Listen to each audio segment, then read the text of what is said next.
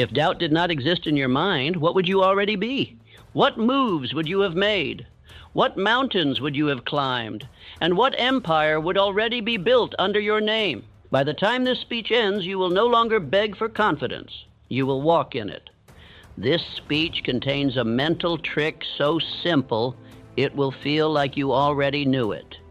But if you knew it, you wouldn't be stuck in second guessing, would you? This will not be a feel-good message. This is fire, a command, a spiritual override for the mental noise that has robbed you of years. If you drift, if you half listen, if you skip past even one paragraph, the doubt will win. And not just for a day, for a decade, because doubt is patient. It waits, it multiplies, it survives in silence. But it cannot survive attention, and it cannot survive decision. So I ask you now, not with kindness, but with urgency, turn everything else off, shut the world out. Because somewhere in these next moments lies the sentence that will not just inspire you, it will reprogram you. If you listen fully, deeply, like a man fighting for his future, this moment will split your life into 2 chapters. Before you learned this trick and after. Now lean in, breathe deep, and prepare to shut it down for good. Most men never question the voice in their head. They obey it, trust it, react to it, but they never ask, where did it come from? You think it's yours because it speaks in your tone, your language, your memories, but it isn't.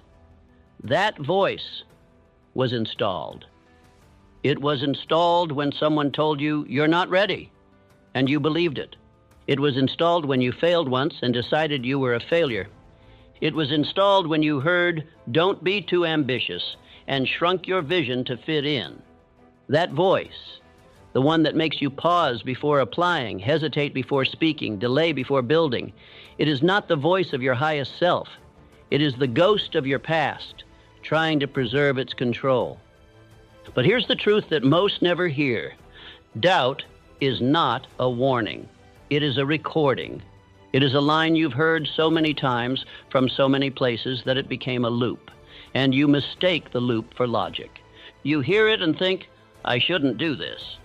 But what's actually happening is your subconscious is playing back the last time you hesitated and trying to protect you from pain. This is important to understand. Your subconscious mind is not designed to make you great. It is designed to keep you alive. And to the subconscious, different equals danger.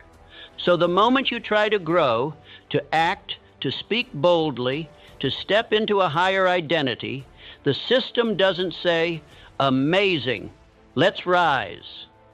It says, wait, this feels unfamiliar. Let's go back to what we know. It doesn't care if what we know is mediocrity, stagnation, failure. It cares that it's familiar, because the brain prefers the comfort of failure over the uncertainty of growth.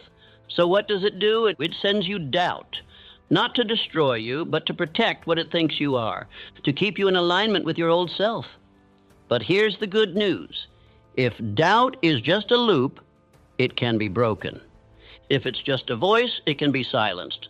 And if it's just a story, you can write a new one. And so here's your first practice. Do it now, not later, not after the speech. Now, take out something to write with and answer this. What is the voice in my head actually saying to me? Write the exact sentences that echo in your moments of hesitation. The ones that show up before you build, speak, decide, or act. It might sound like, I always screw this up. What will they think? I'm not smart enough for this. What if I get it wrong again? Now, look at that list. And with full honesty, ask yourself, whose voice is this, really? Because it's not yours. You weren't born with it. It was programmed into you. And if something can be programmed, it can be reprogrammed. Let this next line land hard. I am not the voice in my head. I am the one who decides what it says next. Write that down. Speak it aloud. Say it again. I am not the voice in my head. I am the one who decides what it says next. That is power. That is liberation. Most men spend their lives reacting to an internal voice that was never theirs to begin with. You will not be one of them. because the moment you name the voice, it begins to lose its authority. The moment you observe the loop, you stop obeying it. And the moment you install a new voice, one of decision, command, and clarity, the doubt begins to suffocate. You are no longer the man who listens without question. You are the one who chooses the script. And we are just getting started. Most men try to reason with doubt. They argue with it, try to silence it by thinking more thoughts. But that is like trying to put out a fire with gasoline. Doubt feeds on attention. And every second you spend thinking about it is a second you've already lost to it. The key is not to reason, the key is to interrupt. Like a needle scratching across a record, like a door slammed shut mid-sentence. You don't let the loop finish. You don't allow the doubt to wind up. You cut it off with power. Here's what I mean. Let's say your loop starts like this. I don't know if I'm ready for this. You don't let it go on. You don't say, well, maybe if I think more about it. You interrupt it. You say, out loud, shut it down. Not whispered, not passive, like a command barked at a dog you've trained to stop. This is not an affirmation. This is activation, a phrase you train into your system so thoroughly that when doubt shows its face, your response is instant. This is what the greats do, not just in words, but in action. Carnegie, he didn't entertain the voice of hesitation when building steel empires. He acted, then made it right. Lincoln, he led during war with every reason to second guess, but refused to delay. He decided, then stood tall. Edison, he didn't pause after 9,000 failed attempts. He acted again. Why? Because the loop of doubt had been overwritten by the command to build. You must train the same interrupt. Say it with me now, aloud. Shut it down. This is your mental override switch. You will use it every single time the loop begins to rise. But here's the mistake many men make. They only use it when things are falling apart. That's too late. You must install this before the moment comes. You must rehearse power, and that's what you will do now. Here's your practice. Take your most common doubtful thought. Write it down. For example, I always mess this up. Now next to it, write in bold, shut it down. Below that, write the replacement command. Not just a nicer thought, but a stronger one that asserts leadership over your mind. Example, I always mess this up. Shut it down. I execute. I finish. I win. Say it now. Say it with intensity. I execute. I finish. I win. You must treat this like a physical muscle. The more you repeat it, the faster it activates. The more emotional force you give it, the deeper it embeds into the subconscious. Because remember this, your mind does not obey truth. It obeys repetition with emotion. So, if you've repeated weakness, fear, delay for years, it's not enough to just be positive. You must out-rehearse the old loop. And every shut it down is a strike of the hammer. Every power phrase is a replacement brick. Every interruption is an installation of the new you. You don't have to believe it fully at first. You just have to say it with force until belief follows. That's how power is built, not by feeling ready, but by commanding the moment. Write this now. I do not negotiate with doubt. I interrupt it, I replace it, I command my mind. Say it again. I do not negotiate with doubt, I command my mind. That is your standard from this point forward. You are not here to argue with hesitation. You are here to dominate it. Ready to move forward? Doubt is loudest in an undisciplined mind. It waits in the quiet hours, in the unplanned moments, in the empty spaces between your intentions. And if your day has no direction, your mind will invent one. One that defaults to fear, hesitation, and the loop you said you wanted to leave behind. This is why the most powerful men in history, men like Carnegie, Edison, Ford, did not just act with purpose. They prepared with purpose. They pre-commanded their day, not after it began, before. They didn't let the world dictate their rhythm. They dictated the rhythm to the world. If you're serious about silencing doubt permanently, you must begin to treat your morning not as a time to wake up, but as a time to take command. Here is your new creed. If I do not direct the day, doubt will. So how do we take command? Ritual. Not complicated routines, simple, clear, repeatable rituals of dominance. Let's install 3 of them now. These are not optional. These are your daily fire drills, your mental weapons against hesitation. 1. Wake and declare. The moment you rise, before your feet even hit the floor, you must speak. You must command your state.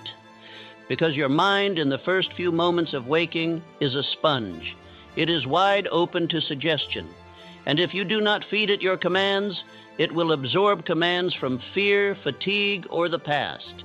So the first thing you say when you wake is this. This is my day. I command my thoughts. I command my energy. I command my outcome. Then repeat your interrupt phrase, shut it down.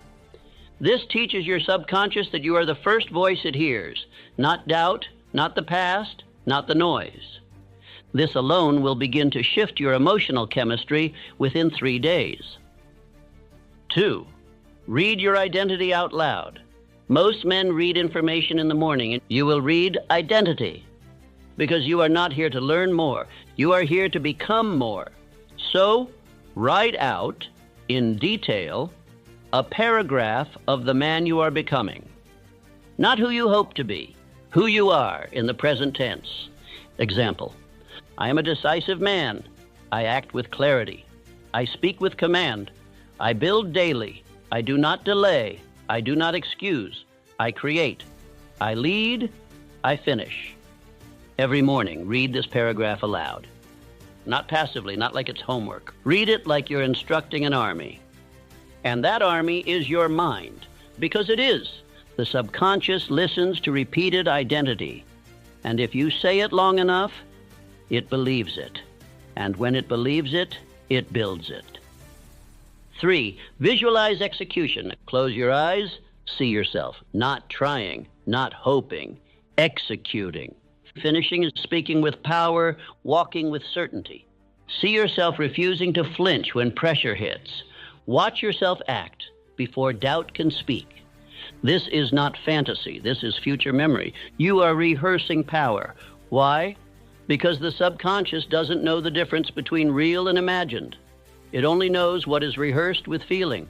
So give it the image you want it to copy. See it. Feel it. Then open your eyes and then walk into that identity. Now let me tell you what happens when you do these 3 rituals for 7 straight days.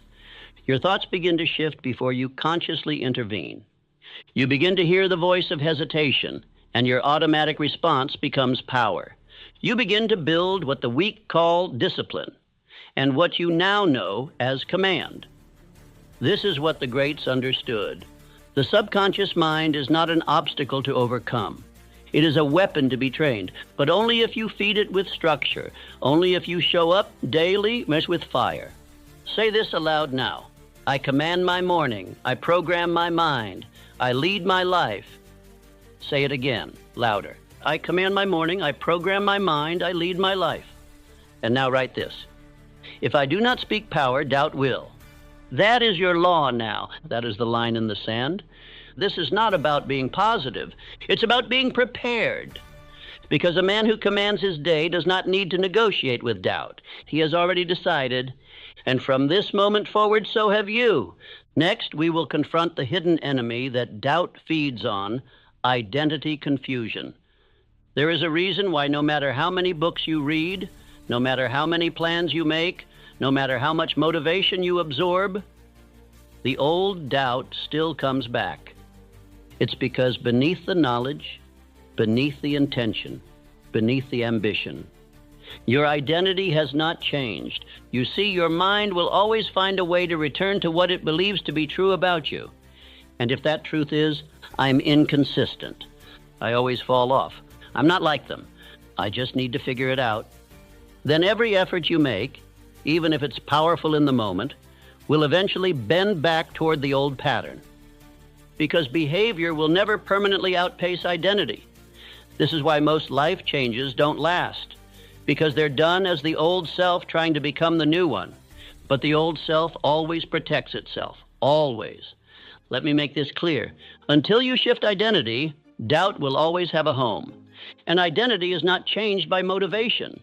Identity is changed by decision, followed by ritual, reinforced by repetition. Let me show you how this works. Most men say, I want to be more disciplined, but what they're really saying is, I'm not disciplined, but I hope I can act like I am for long enough to change. That doesn't work, because the subconscious hears the underlying identity. It doesn't care about the goal, it cares about what you call yourself. So what should you say instead? You say, like, I am a disciplined man. And yes, the mind may resist at first. The evidence may scream otherwise. The old pattern may chuckle in the background. But this is where the transformation begins. Not when you believe it, when you decide it. That decision, spoken before it feels real, is the power. That declaration, made while the old identity still has a pulse, is the rebirth. Because what you say with consistency eventually becomes your internal law. You are not trying to become. You are installing identity, and behavior always follows identity. Let's go deeper. Think of how your mind behaves when you say, I'm the type of person who always finishes what he starts. Now compare that to, I hope I can stay consistent this time. Which one trains your nervous system to act? Which one silences doubt before it can take shape? Which one gives the subconscious a command to obey?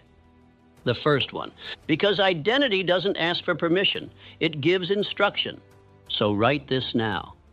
I am the type of person who is decisive. I am the type of person who finishes what he starts. I am the type of person who commands his mind. These are not affirmations. These are installs. Let me give you an exercise that rewired my own identity and that of every man who has risen above the mud of mediocrity. It's called the identity statement practice. Each morning, write out 5, I am the type of person who statements. Each one must align with the man you're becoming.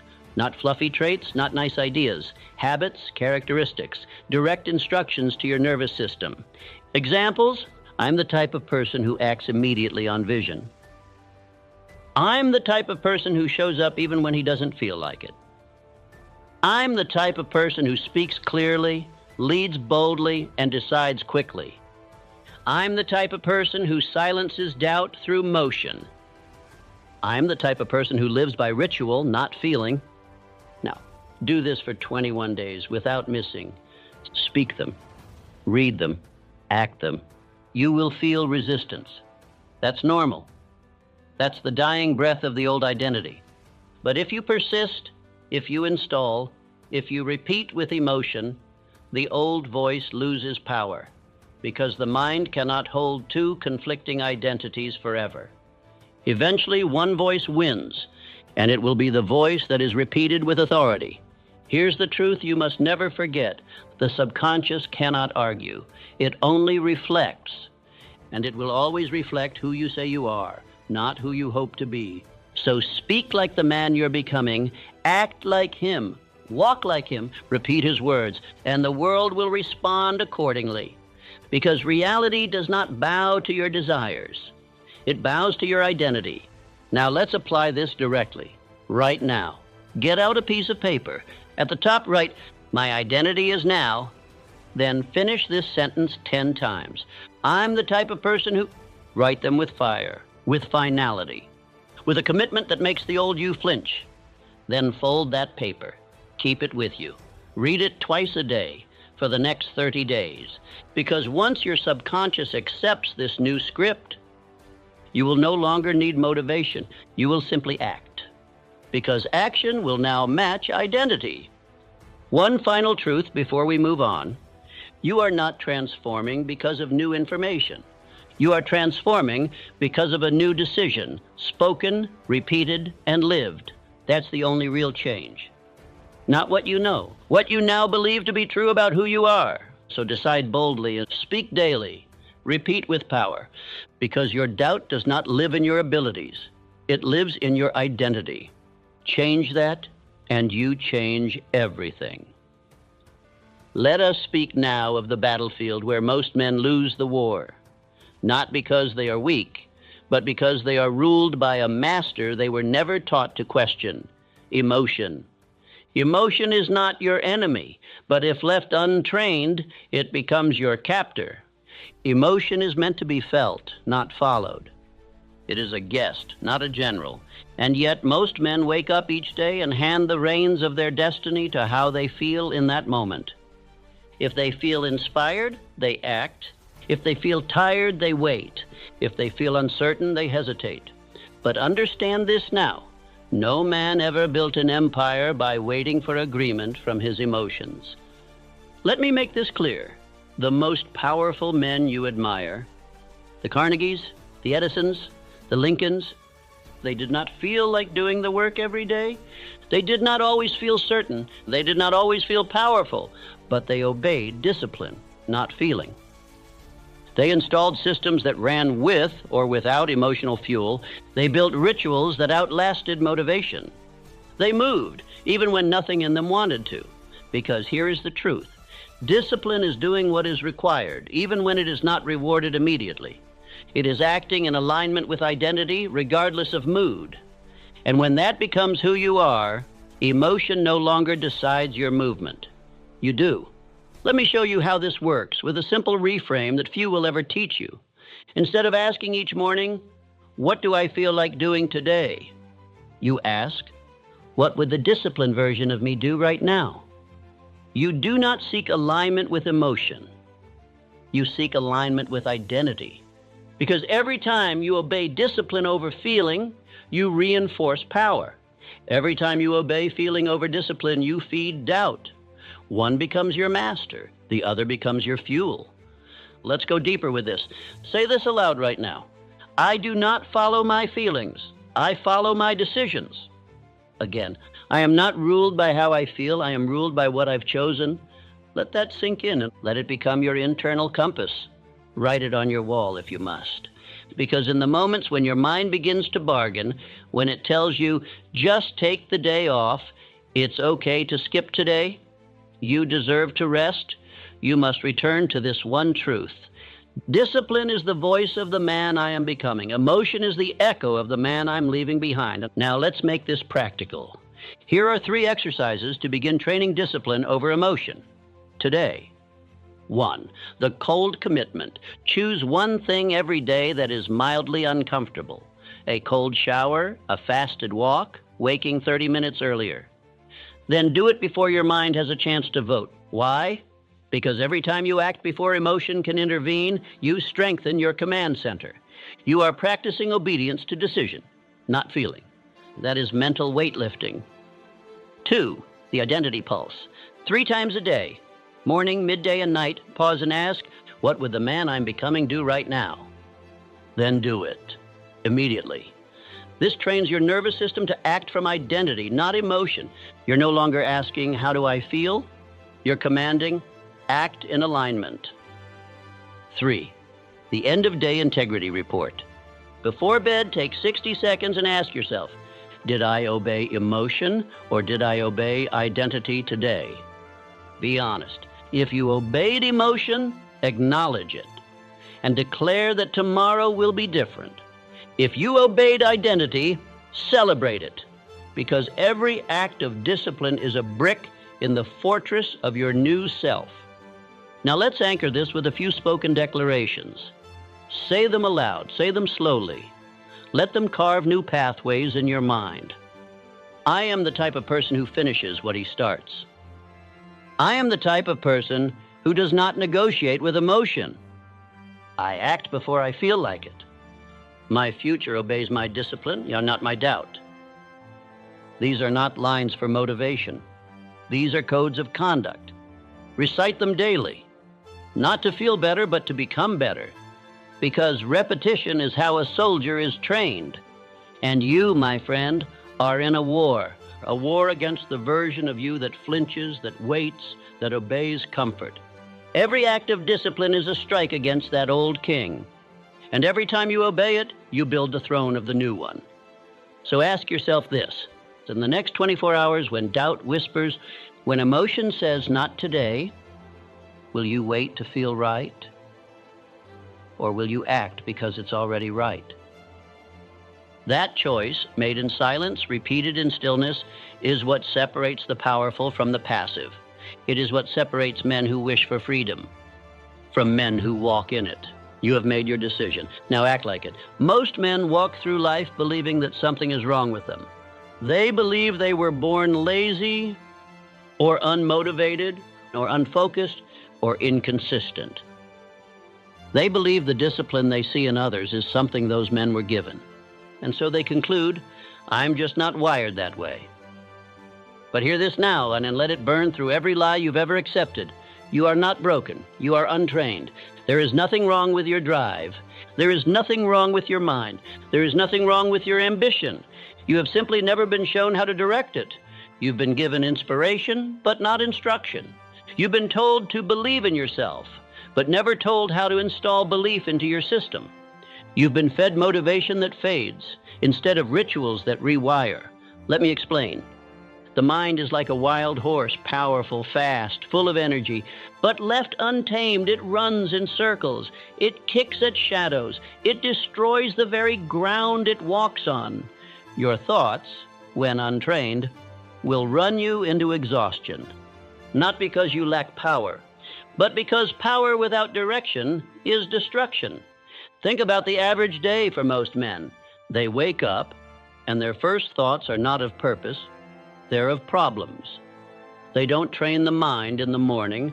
They feed it noise, comparison, anxiety, distraction, and then they wonder why their day feels like a fog.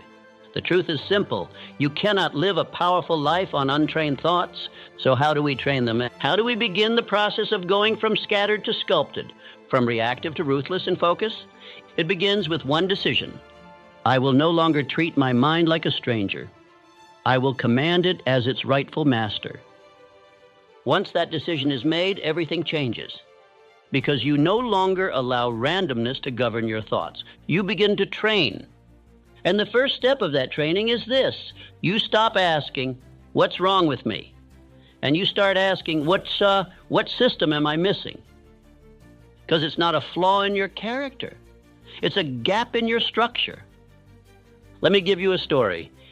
Charles Schwab, long before he was the Titan of steel, was a man with no title, no authority, but he had something most did not: personal training, internal command. Carnegie didn't promote Schwab because of his resume. He promoted him because of his presence, because Schwab had trained himself to walk into rooms with energy, to speak with conviction, to take on more responsibility than was expected. Schwab didn't wait to be chosen. He acted as if he already belonged at the top. That wasn't talent. That wasn't luck. That was identity, rehearsed, refined, and trained. And now that is your path too. No more trying to figure it out. No more waiting to feel ready. You begin the training, starting today. And here's how. First, daily self-command. Every morning you must begin with this ritual. Stand, speak, declare. My mind obeys me. I do not obey fear. I do not obey delay. I do not obey comfort. Repeat that until your system wakes up and begins to understand you are not here to follow your thoughts. You are here to lead them. 2, install a power phrase. Create one sentence that defines the man you are becoming. Say it every time hesitation shows up. Example, I'm the type of person who executes under pressure. Or, I am decisive. I move before doubt takes root. Repeat it during your workouts, during your commute, before every important task. This becomes your mental anchor, your override switch. 3rd, daily identity task. Each day, assign yourself one task that only the man you're becoming would complete. Something small, but targeted. This is not about volume. This is about alignment. One example, send the email you've been avoiding. Wake up 30 minutes earlier. Speak publicly about your goal. Record a video. Make the call. Say the thing. The task itself doesn't matter. What matters is this. You acted as the new identity, and with each act, the old version of you begins to die. Now let's install a few affirmations and say them aloud. Don't just read. Declare. I am not broken. I am building. I am not lazy. I am untrained, and I'm training daily. I do not ask for focus, I create it. My mind obeys command, not chaos. Let those phrases become your weaponry, because repetition creates identity, and identity creates reality. So let's end with this. You are not behind. You are not too late. You are not defective. You are simply standing at the threshold of training. You are ready. And the system you build, the rituals, the commands, the repetitions, will become the foundation of your freedom. Say it one more time. I am not broken. I am training my power. Each repetition is building the man I was meant to be. I act now. I repeat daily, and I become unstoppable. You're not lost. You're becoming. There is a voice inside your mind. It speaks often. Sometimes it whispers. Sometimes it shouts. Sometimes it says nothing, but you feel its presence, like a pressure in your chest, a tightness in your breath. You hear it when you hesitate. You hear it when you delay. You hear it when you imagine success. And something inside you says, you? Really? That voice has shaped more of your life than you care to admit. But let me tell you a truth that most never discover. That voice in your head is not always yours. It may sound like you. It may echo through your thoughts like a familiar friend. But often, that voice was planted. Planted by a parent who told you not to dream too big. Planted by a teacher who told you to play it safe. Planted by a moment of failure, repeated so many times it became your identity. It is a borrowed belief, passed to you like a script, installed without permission, rehearsed until it felt real. But real and true are not the same. And now, it's time to return it. Because if you do not challenge that voice, you will obey it. If you do not question that voice, you will follow it. If you do not replace that voice, you will become it and never become anything else. Let me give you an example. I interviewed hundreds of the most powerful men of his time. And one thing became clear. Whether it was Carnegie, Ford, Edison, or Schwab, they all heard doubt. They all felt resistance. But they disobeyed the voice. Not because they were fearless, but because they chose which voice to obey. Henry Ford once said, "If you think you can, or you think you can't, you're right." What he meant was this: your life follows the voice you believe. So I ask you now, and I want you to answer with ruthless honesty, whose voice have I been living by? Is it your father's disappointment? Is it your mother's fear? Is it the voice of a teacher, a failure, an ex-lover, a rejection that wrapped itself around your future? And if it is, let's make something clear. You do not owe that voice your destiny. You are not required to carry the tone of your past into the rhythm of your future. You do not need to rehearse an identity just because you've worn it for years. You may not be responsible for how that voice got there. But you are responsible for whether or not it stays. So let's make this real. Let's do the work. Take out a journal, a page, anything, and write this. The voice I obey most often says, then finish the sentence. Be raw, be unfiltered. Does it say, I'll never make it? I don't have what it takes? I always mess it up. I'm not like them. Write it down. Look it in the face. Now underneath it write, this voice is not mine. I no longer follow it. Burn it, rip it, destroy it. Not for drama, but for declaration. And this is ritual. This is how you signal to the subconscious. We no longer take orders from weakness. Now install a new voice. Craft a sentence that begins like this. I am the man who, and finish it. I am the man who decides with clarity.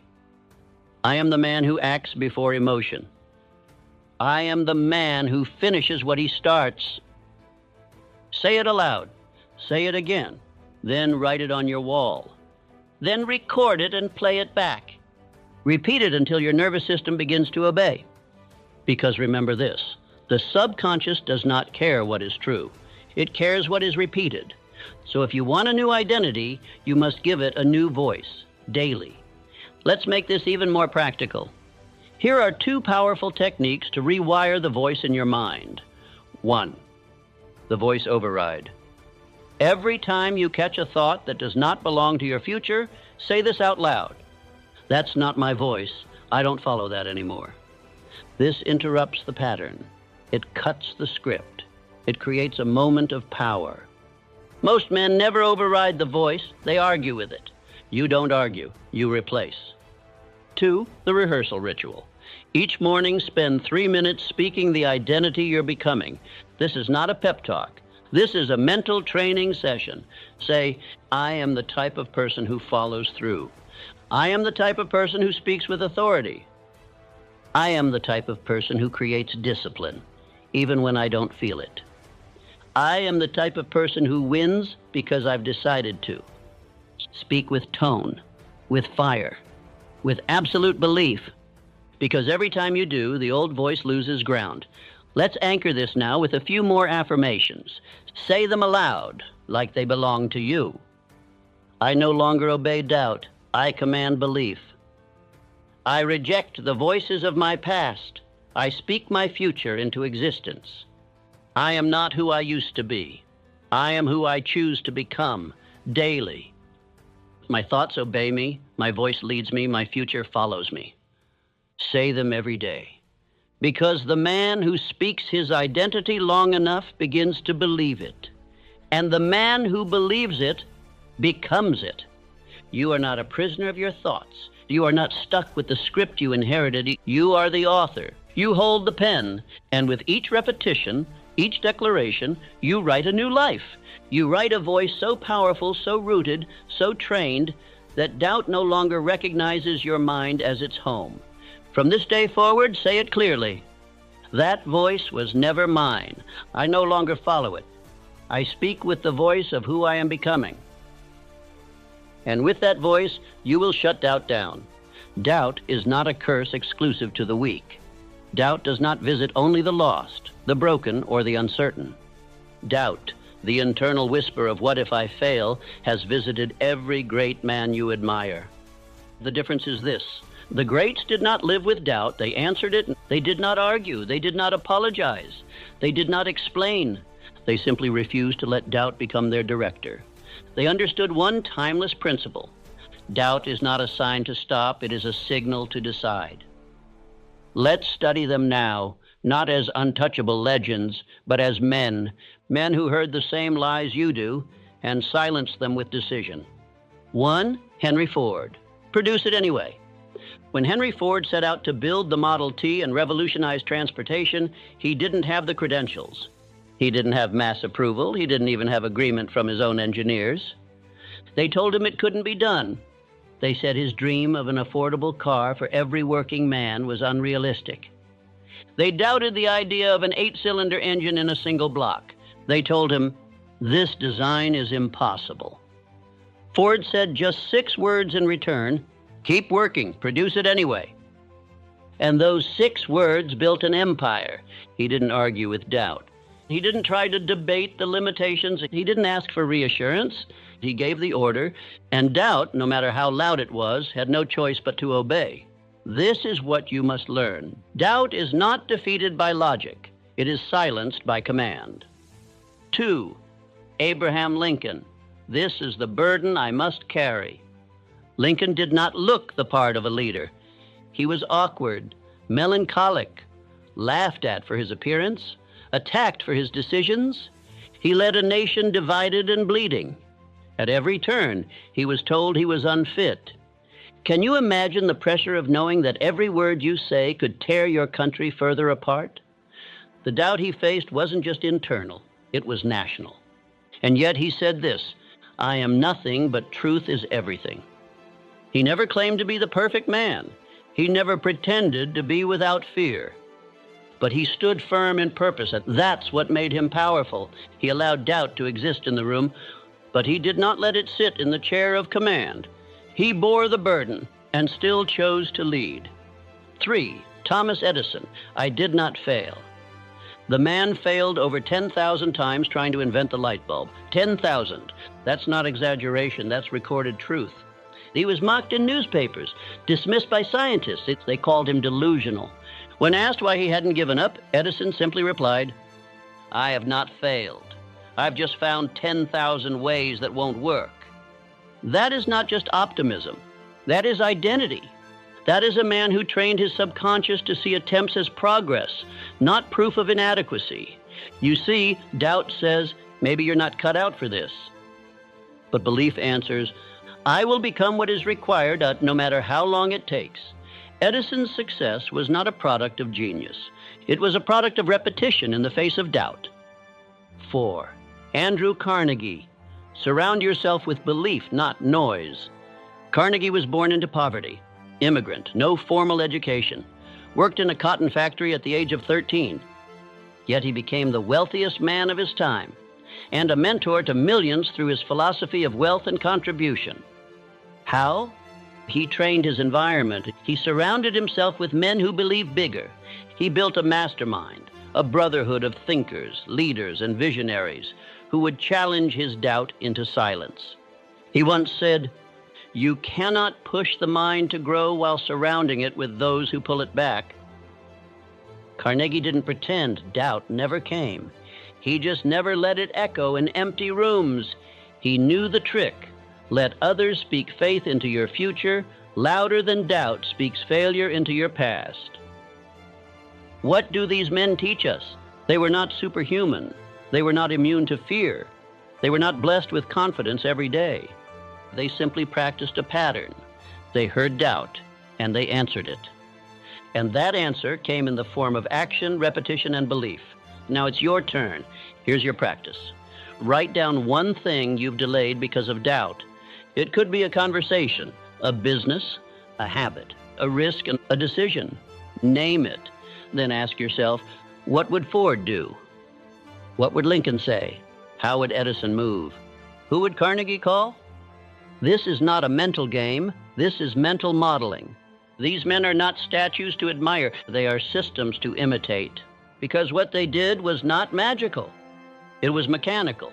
You can do the same. Let's finish with declarations, the kind that forge armor inside your nervous system. Say these now with force. I am the type of person who acts despite doubt. I follow command, not emotion. My future speaks louder than fear. I rewrite doubt with daily repetition. I am not broken. I am becoming. I decide. I declare. I dominate. Now take a breath. Let them settle. Let the voice of your future self rise louder than the whisper of your hesitation. Because if Ford, Edison, Lincoln, and Carnegie could rise with no more certainty than you have now, then you have no excuse left but action. The formula has been shown. The path is proven. And now the only question left is this. Will you obey the voice of doubt or the command of destiny? There is a voice in your head that has lived there for years. It doesn't scream, it whispers, it doesn't shout, it suggests. And because it whispers just low enough to sound like your own thoughts, you've listened to it, you've obeyed it, you've mistaken it for you. This voice says things like, play it safe. Later might be better. Don't embarrass yourself. What if it doesn't work? You've heard it while sitting still, while pacing, while scrolling, while lying awake in bed wondering what more you were meant for. And yet, every time you've gotten close to rising, that voice has tugged at your ankle with just enough pull to keep you ordinary. Let us now expose that voice for what it is, a liar. It was never telling you the truth. It was protecting its territory because that voice is not you. That voice is the version of you who fears change, the one who found comfort in confusion, who found identity in indecision, who found safety in staying the same. And if you want to live your vision, you must silence that voice, not by arguing with it, but by disobeying it. Because here is the truth. Doubt is not something you defeat in a single battle. Doubt is a whisper you must outspeak daily, a shadow you must outshine, a thought you must outrun, not with speed, but with decisiveness.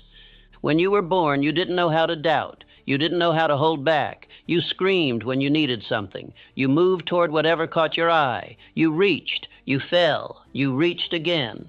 That was you before the world taught you fear. before you were handed the script, before they told you, be realistic, before they laughed at your ambition, before they modeled hesitation and passed it down as maturity. You are not trying to become something new. You are returning to what you were before the world got to you. Let me say that again. You are not broken. You are buried. And now it's time to rise. The voice of doubt dies through repetition of identity. This is why men like Ford and Carnegie were so powerful. They didn't repeat outcomes. They repeated beliefs. Beliefs that aligned with who they were becoming, not who they had been. So here is what we do now, not tomorrow, not when you feel ready. Now, 1, establish a command phrase. The subconscious mind cannot differentiate between truth and repetition. It only knows what is said often enough to matter. So we build a phrase, short, sharp, emotional, and we speak it aloud every single day. Something like, I am the type of person who acts in power. Or, I follow command, not comfort. Or, I am decisive, I am focused, I am unshakable. Make it yours, make it sacred, and say it louder than the doubt. This is not for motivation, this is for installation. 2, create a victory trigger. Every time you take action that once brought fear, even small action, reward it. Why? Because the brain is wired to reinforce whatever is repeated with emotion. You go exercise when you didn't feel like it? Stand taller, clap your hands, speak the phrase, you made the uncomfortable thing? Smile with pride. Write a line in your journal. Today I proved who I am. You silence the voice of maybe later. Say this aloud. That voice no longer leads me. These micro rewards compound. And soon, the brain associates action with identity, and fear becomes weaker in its presence. 3, replace the input. Many men try to change their lives without changing their environments, and then wonder why they keep returning to doubt. But understand this, what you feed your eyes and ears is what you install in your mind. Every podcast, every book, every conversation, every video. Ask yourself this now. Do my inputs make me bold or quiet? Do they sharpen me or soften me? Do they remind me of who I'm becoming or who I used to be? If you truly want to silence doubt, you must starve it. And that means replacing every casual, convenient, low-standard input with one that aligns with your highest identity. Listen to the voices of conviction, of power, of vision, and most of all, that listen to your own. 4, install morning command. No more waking up and hoping for motivation. From this day forward, you begin the day with command. That means wake up, stand up, and say aloud, this is my day. My mind is mine. I act on command. Read your definite purpose. Speak your affirmation. Visualize yourself acting decisively. It takes 5 minutes. But those 5 minutes, repeated daily, become law. You are teaching the mind who it works for. And if you skip this, the old voice returns and you obey it again. 5, practice strategic disobedience. Make this your new daily mission. Disobey the weak voice at least once per day. That's it. 1 moment, 1 decision, 1 tiny act of rebellion against hesitation. It could be making the call, finishing the rep, publishing the post, saying no when you normally say yes, saying yes when you normally delay. The size doesn't matter. The obedience shift does. Because each time you disobey the doubt, your subconscious takes notes. He no longer follows the old script. A new man is being built. And that, not reading, not watching, not wishing, is what transforms your identity. Now say this with me, aloud, and repeat it 3 times, once softly, once strongly, once with full conviction. I do not follow fear, I follow command. I do not follow doubt, I follow decision. I do not follow hesitation, I follow identity. There is a moment that separates the man who breaks free from the man who circles the same loop forever. It is not when he gets more information.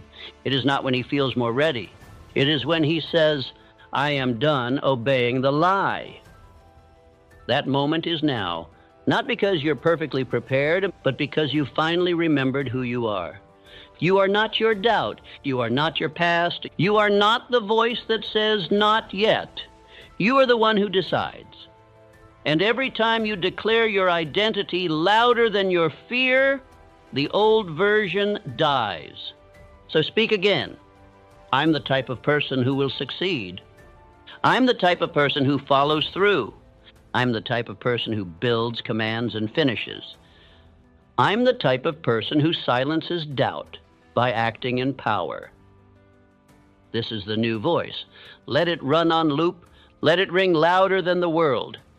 Let it lead you to the life that always belonged to you, but was waiting for the moment you chose to obey it.